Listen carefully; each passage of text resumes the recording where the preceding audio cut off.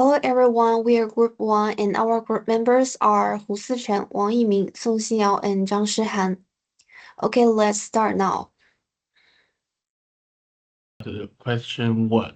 So, for the Chinese aggregate supply with fixed money wage, an increase in government spending lead to the rightward shift of the aggregate demand curve from 80 to 81, and the supposition of fixed money wage. The Chinese aggregate supply curve is relatively flat in the short run, reflecting excess capacity and employment in the economy. As aggregate demand increase, firms are able to expand output without affecting higher production costs.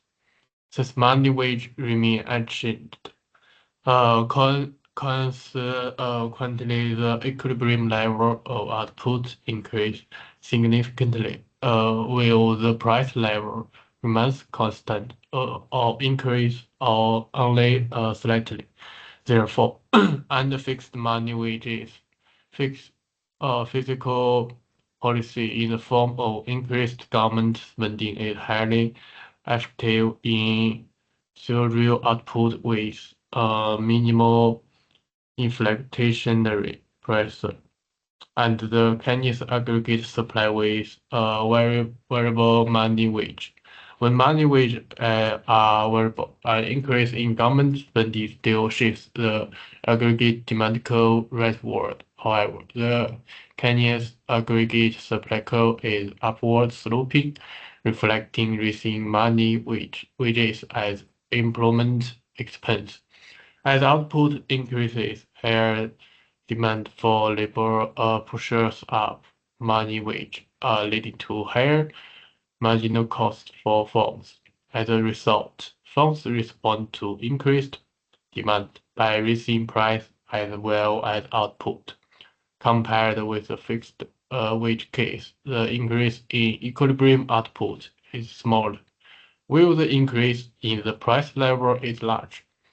Thus, when money wage are fixable, government spending is less effective in increasing real output and more likely to generate inflation. Alright, so thank you. Okay, my name's Hu Sichen. My magic number is 8205988. Let me continue with the question 2. Using the ISLM diagram, derive the Keynesian aggregate demand curve assuming a price decreases. First, using figures A and B, the Keynesian aggregate demand curve can be derived from the ISLM model. In figure A, the economy is initially in equilibrium at point E0, where the IS0 curve intersects the LMP0 curve, resulting in an interest rate R0 and output Y0. When the price level decreases from P0 to P1, assuming a fixed nominal money supply, the real money supply increases and the LM curve shifts rightward to LMP1. This causes the interest rate to fall from R0 to R1, which stimulates investment and increases aggregate demand. As a result, equilibrium output rises from Y0 to Y1, and the economy moves to a new equilibrium at point E1. In figure B, these equilibrium output levels are mapped into the price output space. At price level P0, output is Y0, and at the lower price level P1 output is Y1. Connecting these points gives a downward sloping Keynesian aggregate demand curve. Thus, the Keynesian AD curve is derived from the ISLM model through the effect of price changes on real money supply, interest rates, and output.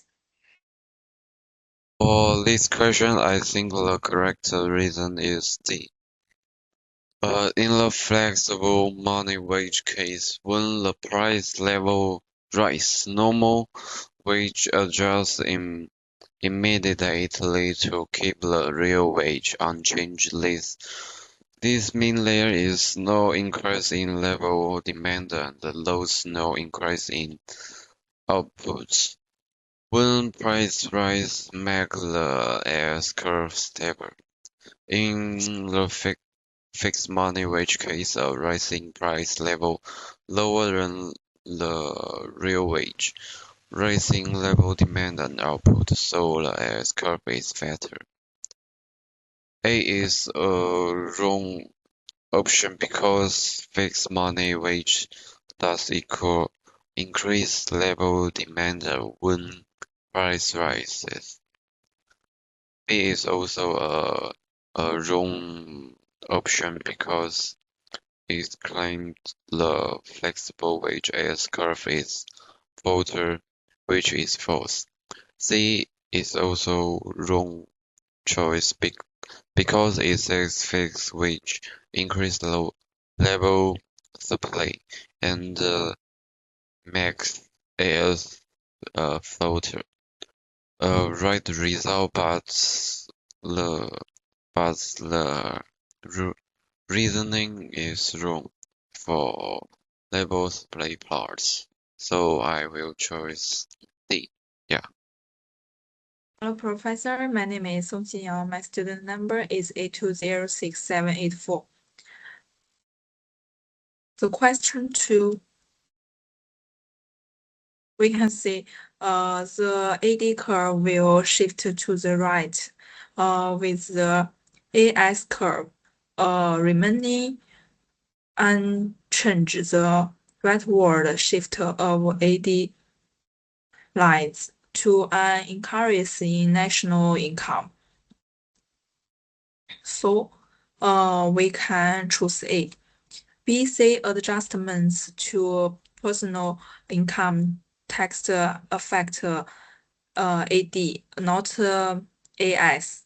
Therefore, the AS curve does not shift, making this 2 point is incorrect. And D, A rightward shift of AD results in an increases in national income. So this option is incorrect. Correct.